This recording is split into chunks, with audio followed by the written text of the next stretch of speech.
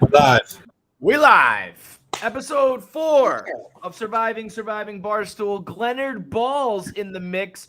You're looking tan. You got the fresh buzz cut, man. Don't compliment. What? Don't compliment this hair. My hair sucks. Don't compliment it. Why? What's wrong? I look like an alien. I look disgusting when I have short hair, but I just like to have short hair. I hate the feeling of long hair. Well, you look more like a vampire with the widow's peak. I don't even know what I look like. I just look like a big fucking tan volleyball. But it feels so good, though, right? Kenneth, I think you look fantastic, brother. You're being a little hard on yourself. I mean, I remember we used to have Willie Colon tell me I had to get a wave in my head to look cool. Remember when they gave you like they cut the peak off? That was crazy. I just like to be comfortable. I hate the feeling of long hair. It freaks me the fuck out. Oh, I know, man. I got this floppy mop. I would kill to shave it off, but I'm too old. I think it's not going to grow back. You have any idea how great it would be when you finally do it? Oh, it just feels. I used to do it in the past. It feels amazing, but I'm too old now. I've been fucking flirting with the idea. Really? You're getting too old to do it too, pal. Wow, I know. Wait till it gets cold. What'd you say? Wait till it gets cold, and then when you walk out of the barbershop, the cold air will seep into your scalp. Oh, it feels so good. It does feel good. All right, let's get down to business here. Balls is binging. I feel like you binged like every episode today in order to catch up for this episode. You are a fan of this type of show. Oh yeah. You were not in season 1, but you did the after shows with us, right? I did a few of the after shows, I believe. I wanted to be on season 2. I don't know why I'm not on season 2. I love Survivor. I want to play Survivor. Why were you not in season 2? Oh, I wasn't asked. I mean, why weren't you in season 2? I don't know. But I do love Survivor. I'm a big fan of Survivor. That's suspect. I'm going to get to the bottom of that, but you will be in season 3. I will absolutely. You need to be on it. I love Survivor. Yeah. The only reason I was hesitant to do the first season, I wasn't even asked, but like the one thing in my brain that scared me was a mouse running on me as I slept. But I feel like we've excommunicated the mice in the last year. There was I haven't seen one in a while. Last season it was like they were. It was that was like an element of the game. I can't do that. Yeah. So what do you think here? You just caught up to speed. We saw Grace go in an emotional outpouring with her poem. I don't care what anybody tells me. I don't care what strategy you send my way. Stephen Che not playing that ring to bounce Rudy is a stupid fucking idea. Wait, so explain to me how that would work. He would. There was like, let's say there was 3 votes for Grace and 1 for Rudy.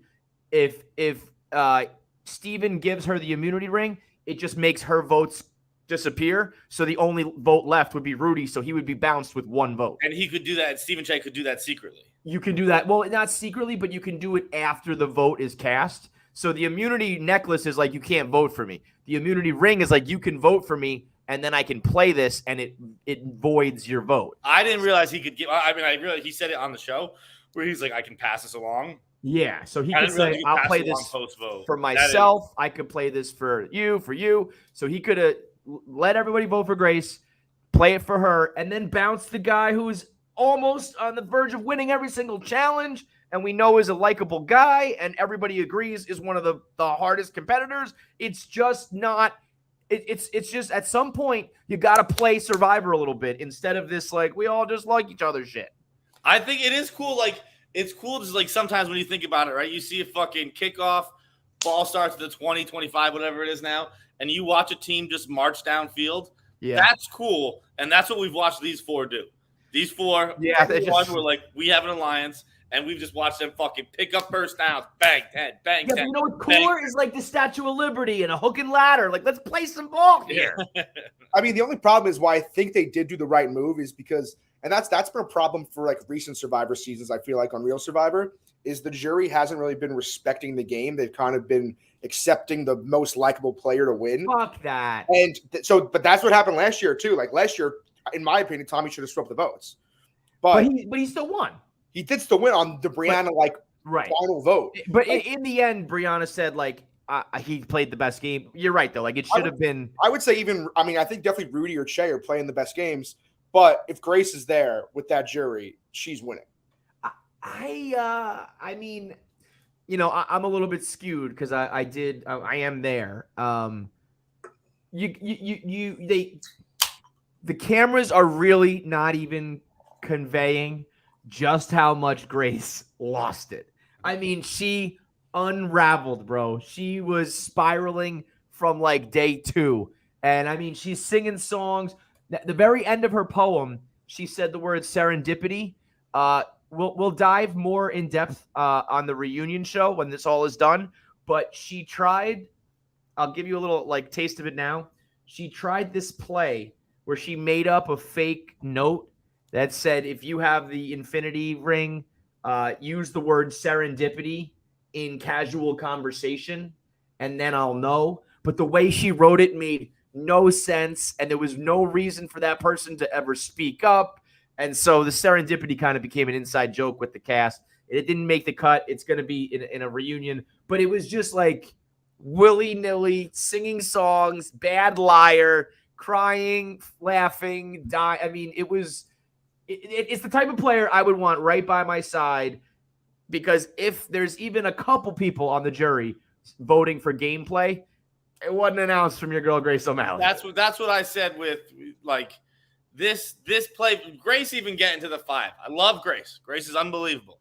Grace getting to the 5 is a monumental achievement. It's like a team finishing 2-14 and making the playoffs next year, and you're like, yo, this is good. This makes a quality season right here. Glennie, at one point, she just sat down and said, all I'm doing is begging. Please she sat on the floor and physically said, you guys are the most likable player, though. Like, what's that? She's by far the most likable. But we're talking gameplay right now. I know, but that's why I'm saying I thought she was like a shoo-in for the top 3 just before the show even started. But I guess that's kind of what, like, I'm not a huge Survivor fan, so I don't really understand a lot of the gameplay. This is a tough freeze for Kevin, by the way. I'm kind of just trying to ignore his face, but it is a tough freeze. Yes. But I don't really know like what you're supposed to do. Like I'm simple-minded. I'm an idiot. I would just vote off the person who deserves to be voted off that week. Like I would just be like, all right, you're gone. I think I'm assuming you were saying that Grace. I cut out there. You said that Grace would be voted in. She would win. Fights was just saying that that's an achievement that she made top 5. I was like, I thought she was a shoo-in for top 3. I really think there's more. I think there's the respect for the gameplay more. I don't know. I mean, we would never know. I guess it's like Kanye. I guess we'll never know. But I don't think like it's not like the jury was like Brianna and Gia and like all of her people or something. Everybody on this cast is kind of a lone wolf who came in on this thing and just kind of like pieced it together with a couple people. I just don't think she was as big of a shoo-in. I think you could have kept her alongside as, the sacrificial lamb in the end. Also, like you said, I binge watched today. The biggest mistake so far was the girls getting Kim out. I was trying to remember as they walked out. I was trying to see in the tribunal in the council. Has there not been a guy eliminated yet? No, not a one. And that's where there was no. For the boys, baby. City boys up. The girls were adamant. No reason.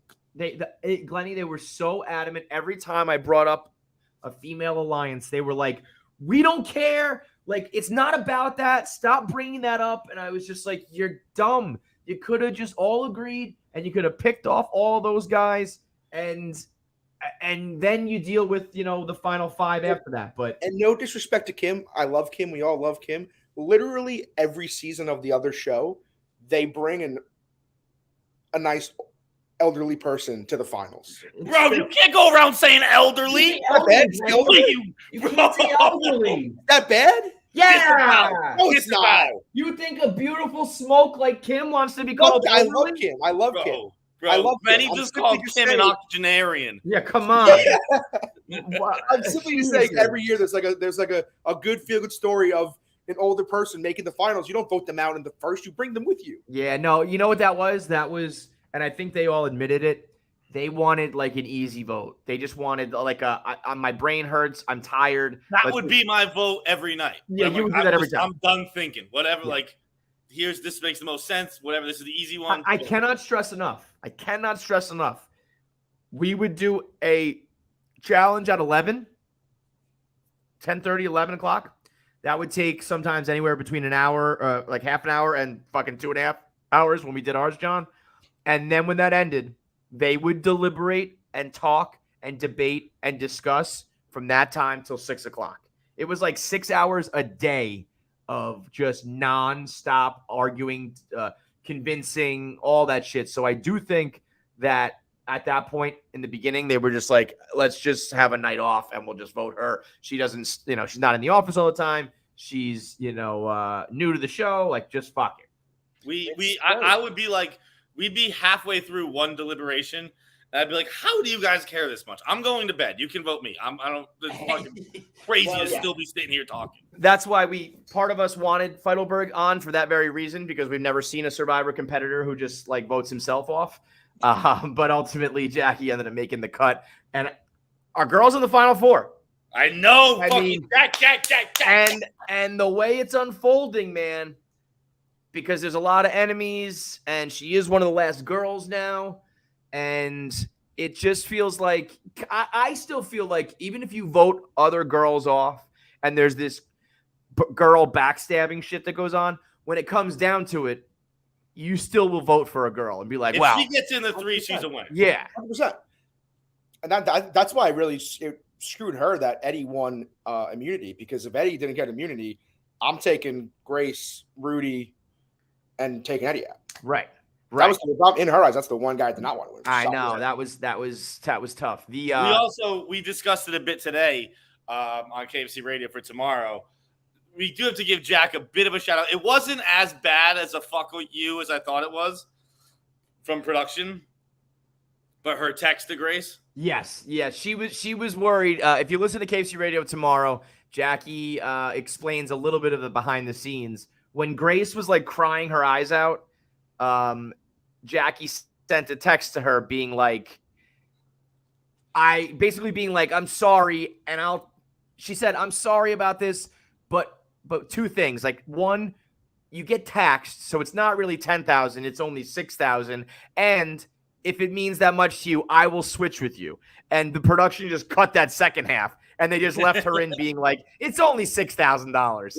So she just looked like a total asshole there. Fucking Jackie Dubai, Jackie LA. It's only $6,000, dude. After taxes, it's barely a fucking rack. What does that mean? What does that mean? Switch with you?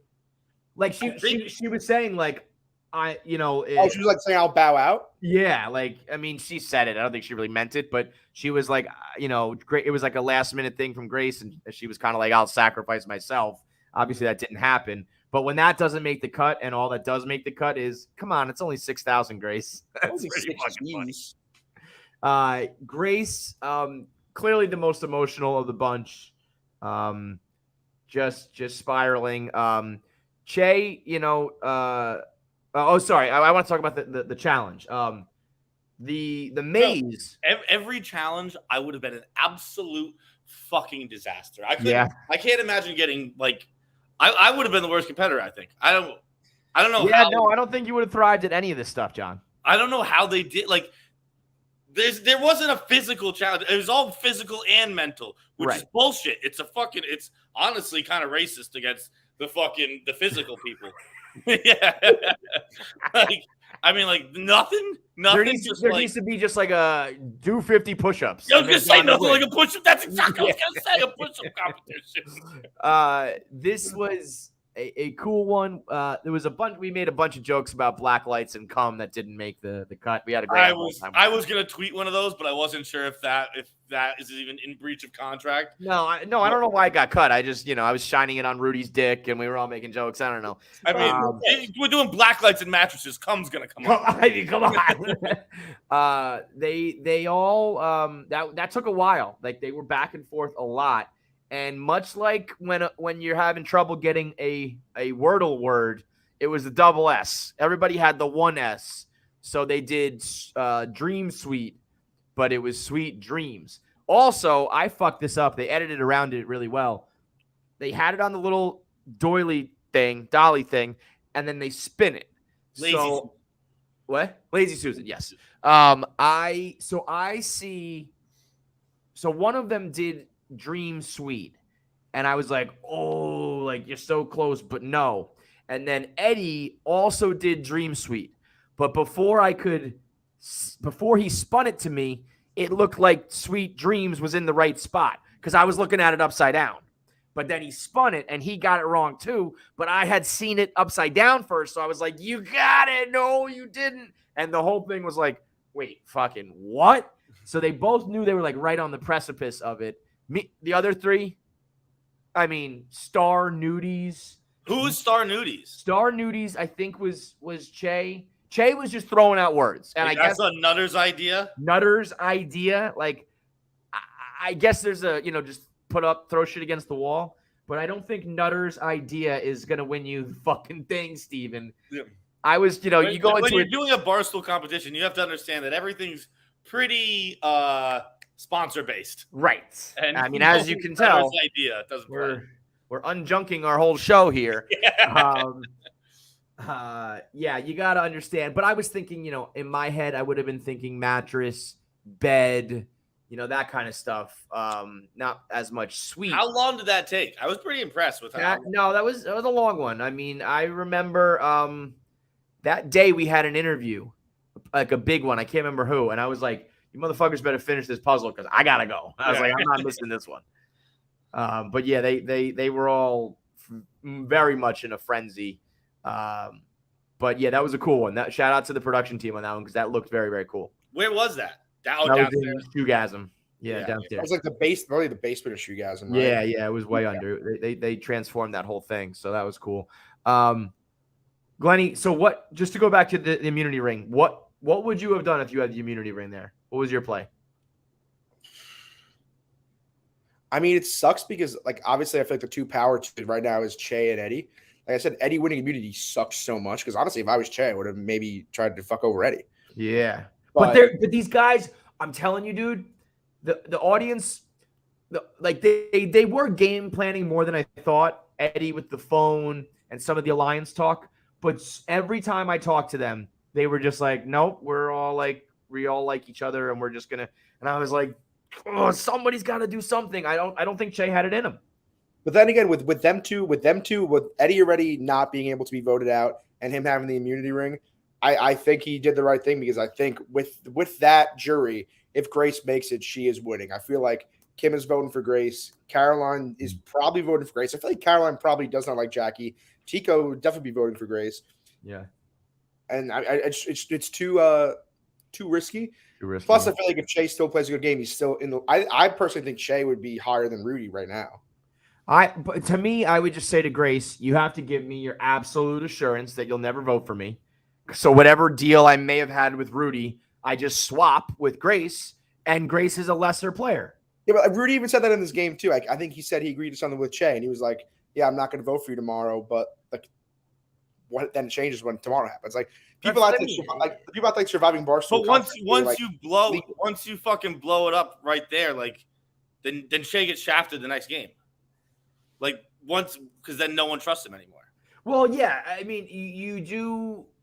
I maybe you don't. I just at some point people make moves in Survivor, and it doesn't necessarily mean like nobody will ever deal with you again. I feel like if Che breaks the alliance, then it's fucking blown up, right? Everyone now agrees it's a free for all, every man for himself, and at that point, you fucking bury Che at the bottom of a mine shaft. I mean, thinking about it though, it wouldn't have been the worst thing in the world to go to Jackie and Grace and say, "I'm going to use my ring. Let's blindside Rudy," and then to final three, me, you. Yes, that's what I'm saying. Whatever deal you had in place, not winning, but you're hoping that you win on gameplay over Grace. Whatever deal you had in place to not fuck over Rudy, go make that same deal with a lesser player who's not a threat to win a physical challenge. And as I'm saying, like mentally was just like she was gone, man. And then as long as he doesn't win, then after that it would be Che, Jackie and Grace. And then as long as Eddie doesn't win the next one, then Eddie, and then that's your top three. Yeah. So I just think like whatever assurances he had, he could have just found elsewhere and given himself a better shot without having Rudy there, because Rudy's, banging out all these challenges. I mean, by the way, what's going on with Rudy's shirt? Is it falling apart? I do not know. It looks like he's sharding himself, and he's just ripping off sleeves to wipe his ass. Entirely possible. You know, if you eat the pardon my cheesesteak too fast, as John knows, anything can happen. That was the most recent time. That was the most recent time when I shit my pants. We were talking about it on the rundown the other day. Oh, okay. And, recently? What's up? You did it recently? Oh, very recently. But not like Jerry though, right? No. That's what I said. I said I haven't shit myself like that since I was fucking a baby. 11. But like, I'm good for a shard or two.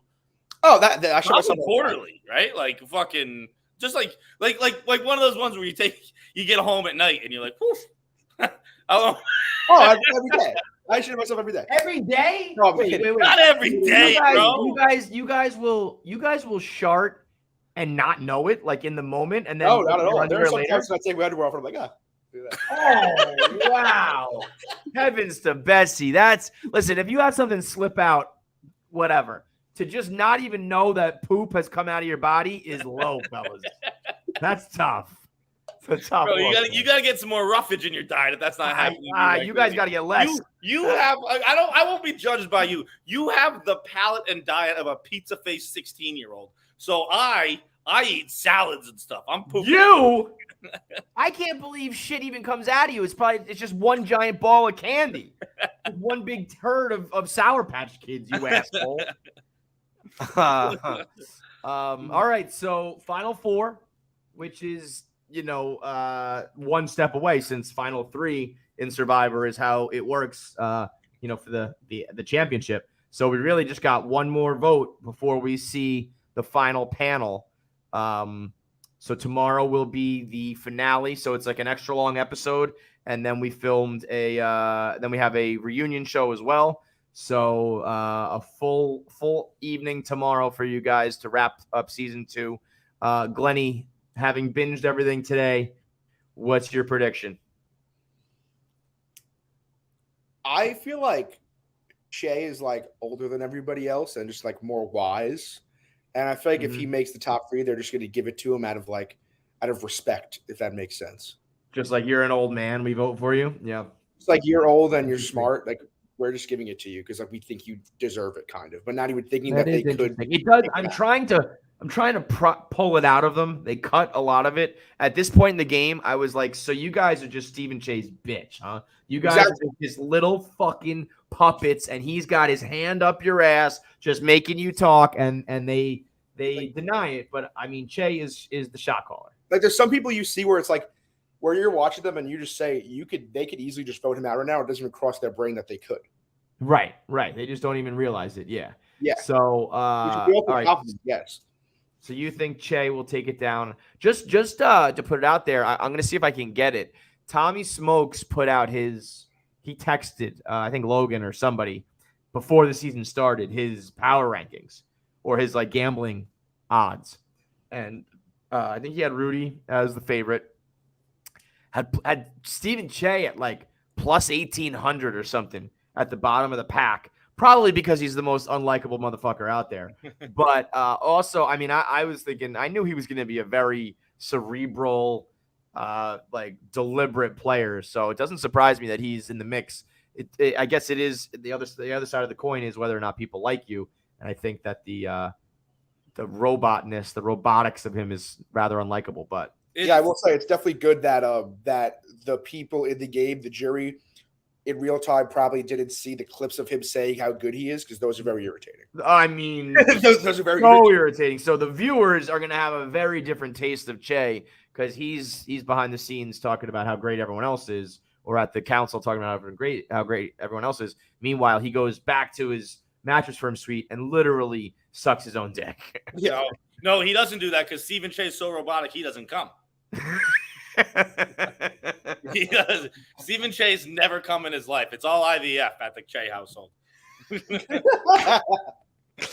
All right. So tomorrow, you know the deal. 7 p.m. episode. I think it runs like a double episode, so it'll be over around like 8:20, and then an after show, reunion show to wrap that up. So this time tomorrow, we will know who has the $10,000 and the pride and the bragging rights of being the season 2 winner of Surviving Barstool. So one last ride tomorrow. We'll see you guys. This is it for this format of the after show since we have the reunion show. So thank you to everybody who's been tuning in for this. Thank you to Tommy and Jeff D. Lowe, Kelly, and Glennie Balls for being our guests.